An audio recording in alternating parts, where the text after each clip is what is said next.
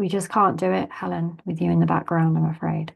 No, bum's still in it. Just here for the pussy energy. Helen, Helen. No, it's a no. Week eight. Week eight is all about receiving and feeling safe within the body and what that actually looks like in practice. So, this week is really to give yourself a time and a moment to consider where you have felt safe and unsafe within the body and how you truly receive. The reason we speak to receiving is because this work that you're doing for yourself with the pelvis is all about how you receive. And it's also about how narratives and stories live within the body that then can create further dysregulation or unsafety, feeling unsafe within the body. When we remind ourselves that our pelvic floor is this hammock, is this rooted space, when we remind ourselves of that, what we can see and feel is that often that space, when there has been sensations or feelings of being unsafe, that rooted space then becomes an unsafe space to rest in. We want to feel that we can rest and settle and be and soften that space always. If we can't fully do that, then it's often because we are bracing for some level of fear, for something to happen, for there to be something that creates some kind of challenge for you within your body. So a protective mechanism comes from the rooted space where we protect ourselves from something that might happen moving forward. And this is exactly how the body should work. We should be celebrating this really beautiful gift that we have here, where we can feel the barometer of our pelvic floor, reminding us that we consistently have to find safety so that we can rest our weary bones on Mama Earth and feel held and loved and supported entirely. So when there is a level of feeling unsafe within the body, then we will find ourselves with this level of tension, maybe pain, and also when we feel like there's hypertension, so that we feel like we cannot hold in that wee as easily, or where it feels like the wee just it's just there. There's no way of holding it because there's just no connection with that space like there used to be, or like there ever was, like there might not have ever been, because it feels like that space isn't safe, and it will just not have that vitality. It will not have that ability to hold. It will just simply do what it needs in order for you to continuously live your life with a brace kind of response. And I find it really, really fascinating working with vaginismus, particularly because vaginismus is a really beautiful example of how the body responds to feelings of being unsafe. Most of the time, vaginismus comes from a space of fear and a space of having been through something traumatic. We can easily speak to vaginismus because vaginismus isn't as common as perhaps somebody who doesn't have that real use of their pelvic floor like they need. Vaginismus is simply where the vagina will tighten at anything that's being placed towards the vagina. So it might be tampon, it might be a finger, it might be a penis. It can also be painful at labia, so it doesn't have to be just within the vagina where there's a tightening and this fear. It can be literally at labia.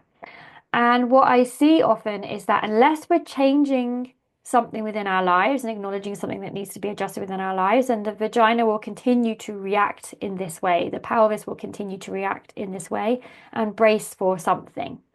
So, how do we find more safety and also being aware of how we receive through this space?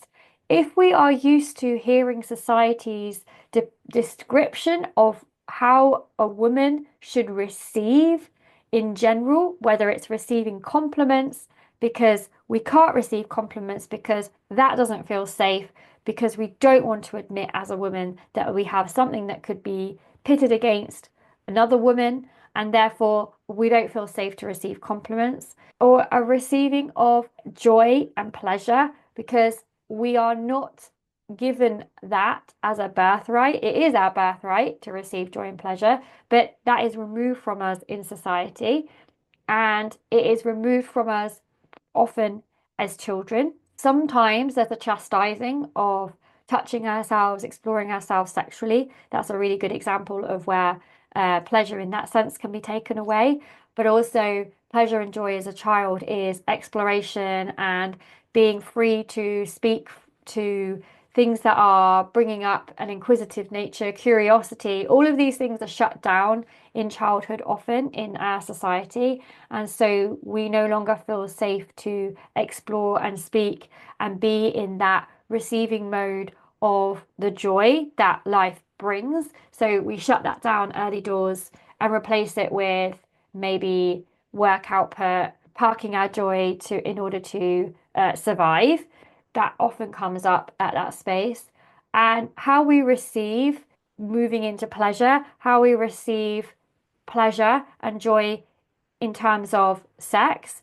Often it is depicted that a woman should just lie back and think of England is a very British term. It's a very much a space for men. Women are under the male gaze. Women's bodies are celebrated through a male gaze. We are not allowed to fully in society acknowledge our femininity.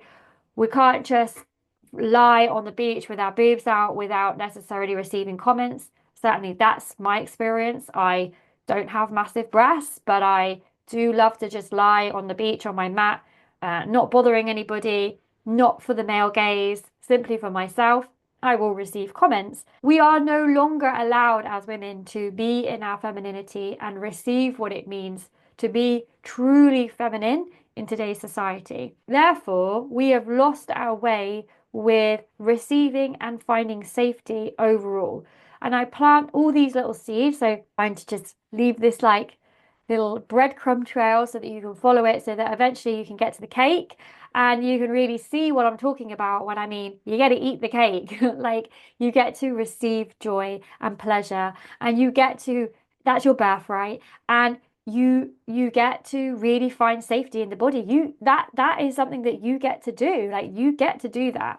And unfortunately, what happens is that we don't speak to joy, pleasure, and finding safety in the body through other lenses, such as going into a doctor's room or a gynae room or receiving other modalities, because they're focusing on potentially the physical manifestations of that space. And what we want to focus on is the spiritual and emotional and physical holding of that space, which will lean on how it feels to feel truly and deeply safe, truly and deeply like we can receive, and truly and deeply like the body can unfurl and truly be in its authenticity so that it's no longer bracing for fear or bracing for doing something that would be deemed against society's rules, society's hidden rules, really creating this space of not feeling like you can be safe and receive truly what it means to be a woman in today's society. How do we find that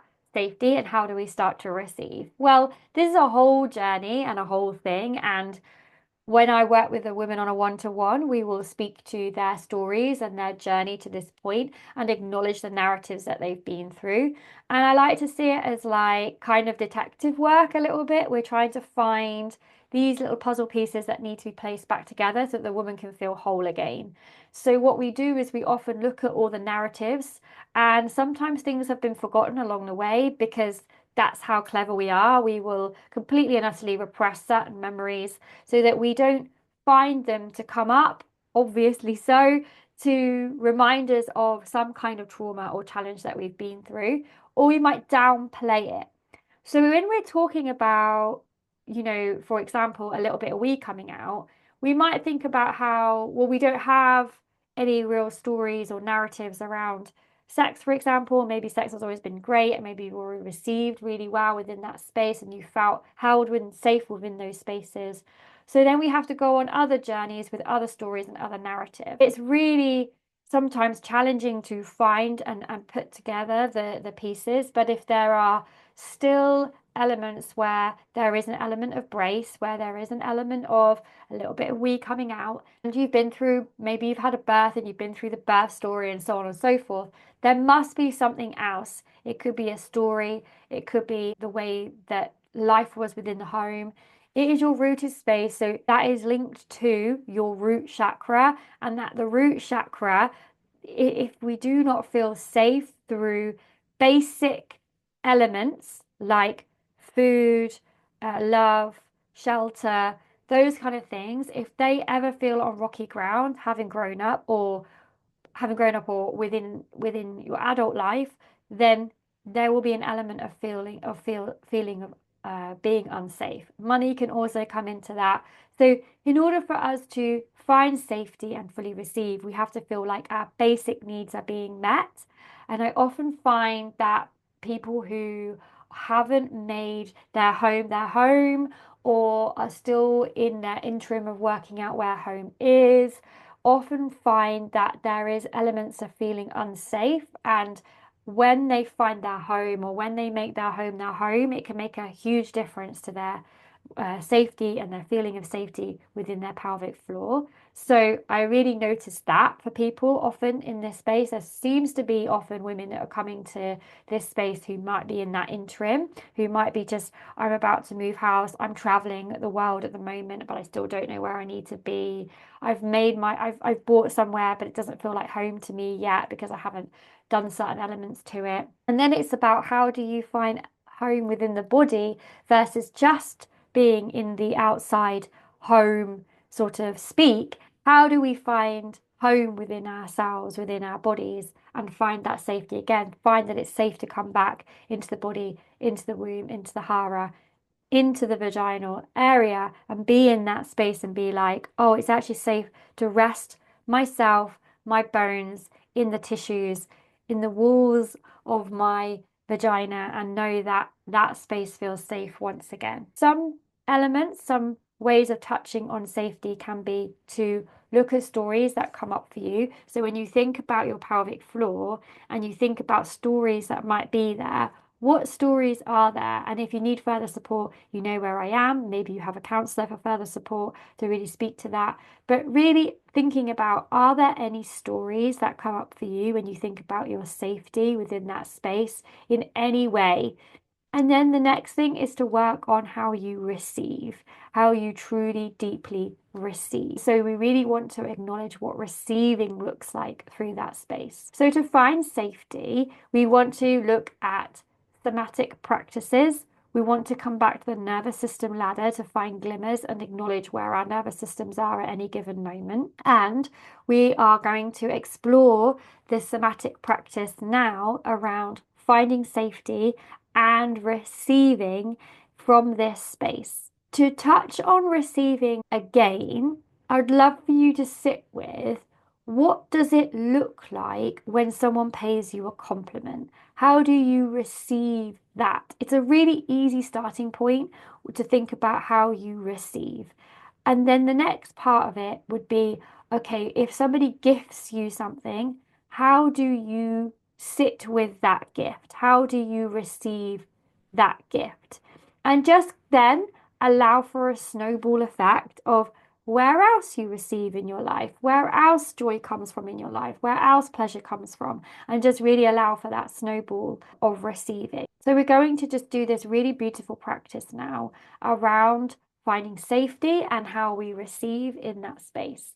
So finding yourself in a really beautiful, comfortable position, really acknowledging where you are at any given moment, and just allow yourself to either come with eyes neutral, find something in the space that feels really nourishing, draws you in for a particular reason, take time to be with that item, or come with eyes to a close and be within the body. As I lead this, I will be with my eyes closed so that I can lead you in this. Yeah, we're just going to soften into the space. And you may need to have paused this and given yourself time to feel nourished. Maybe you wanted to create some level of ceremony. So when you land into a somatic practice, it could either be really quick, where you allow yourself to just sit with something really quickly, or it could be that you want to create ceremony and find more safety, love, and pleasure in the moment and light a candle, get a cup of tea, create a vibe.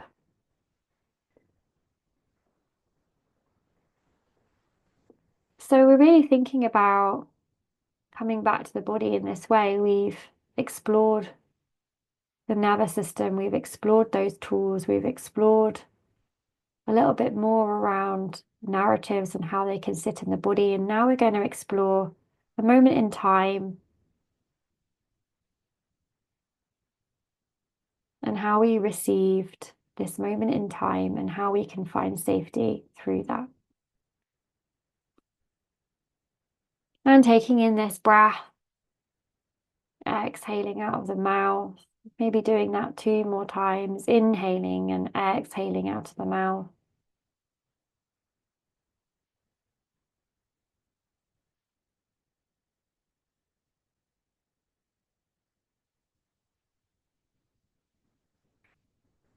And just coming to a moment in time where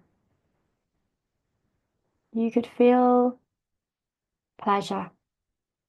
There was this moment where there was nothing else interacted with you at this time. You could just feel a moment of pure joy, pleasure. It just felt like this was a moment in your life where nothing else mattered. And it could have been a real moment, like a small, tiny moment in time, or it could have been longer. Feel back into that moment where you were fully receiving the joys of life, the pleasures of life. Maybe feeling held in that by someone or something, by the earth, whatever it might be. And coming back to that moment, noticing what you could hear in that moment.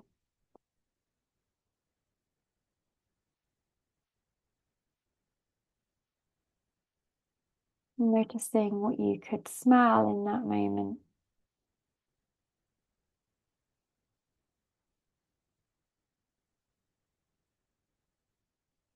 Noticing what you could taste in that moment.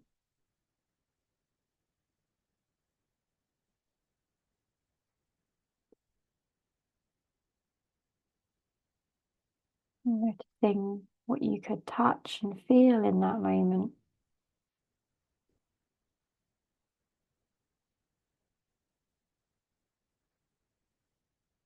And what could you see?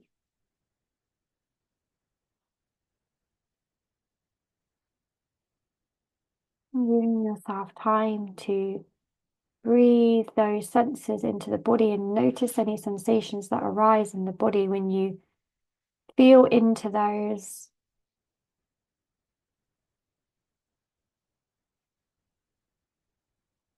Notice where the softening happens in the body when you come back to that moment.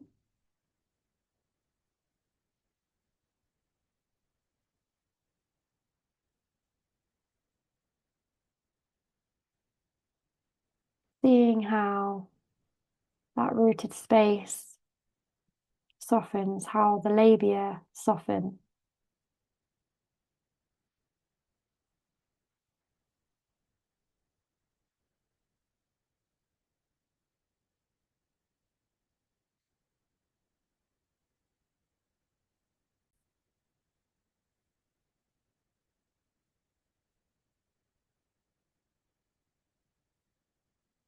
Continuing to breathe into the body, these sensations softening, receiving from this space.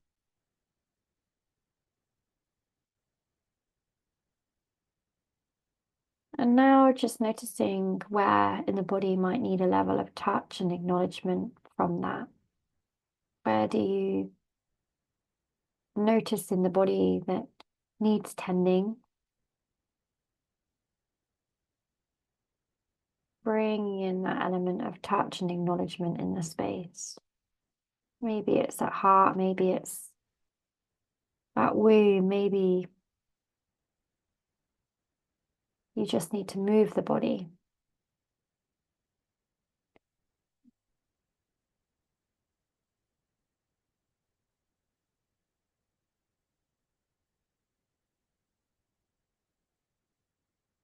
Allowing yourself to come back out into the space, noticing the object that you were with before you closed your eyes, and just bringing back that receive and that safety into the space, bringing that back here into the space, just noticing.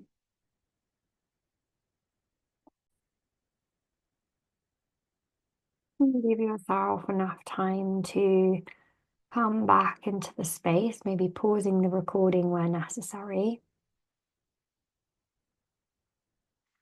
And we're going to close by just talking about safety and really being in that space of receive while acknowledging the labia.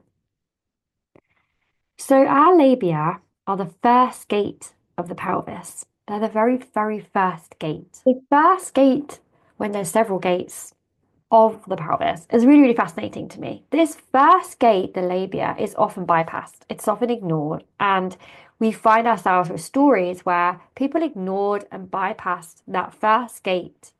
So when we start to acknowledge the labia as our first gate and that everything has to pass through that space with deep reverence, permission, and acknowledgement, when we start to acknowledge that, we start to acknowledge how we have received during our lives overall. So the invitation is to give yourself time to be with the first gate, be with yourselves and your labia, and acknowledge feeling the labia on the earth and feeling what comes up when you check in with the labia and being in acknowledgement that it's the first gate. So there are several gates of the pelvis, and the first gate, the first barrier, the first acknowledgement is at labia. And then you move through into the vagina and then the cervix, and then it goes into so on and so forth, ovaries and fallopian tubes, and acknowledging all these areas have to be acknowledged through the work that we do. The first gate at this point we're talking to is the labia. And how has that been ignored? How has that area been bypassed? What comes up when you think about the word labia and being with the labia?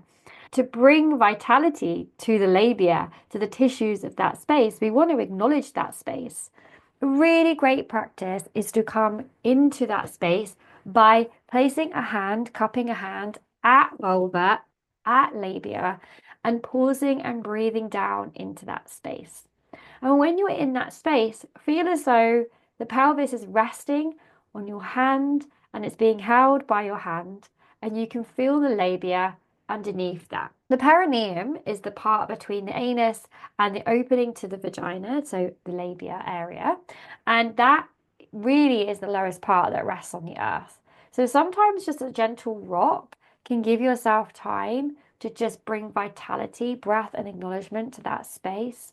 And notice how much love and acknowledgement of that space can come up when you check in with that space. So, what you're going to be doing in your own time when you find yourself in a comfortable position is taking a moment just to acknowledge that space. Maybe there might be rolls, maybe there might be back and forth, and just giving yourself a moment to feel that held space. Breathing in and noticing how the labia can soften into the palm of the hand as you breathe into that space.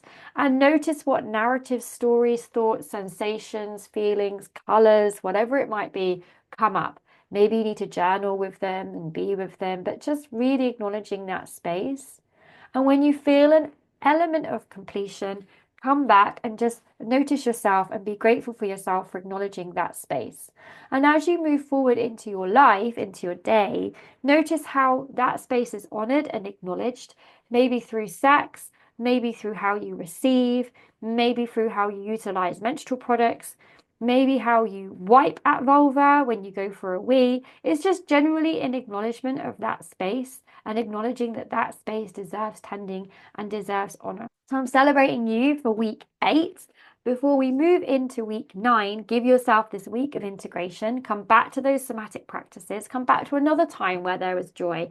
Start to really be with the puzzle pieces and start to journal if that feels welcomed. Know that you've got the journaling questions alongside this as you go. And I'm just celebrating you for continuing on and committing to yourself for this journey. Much love.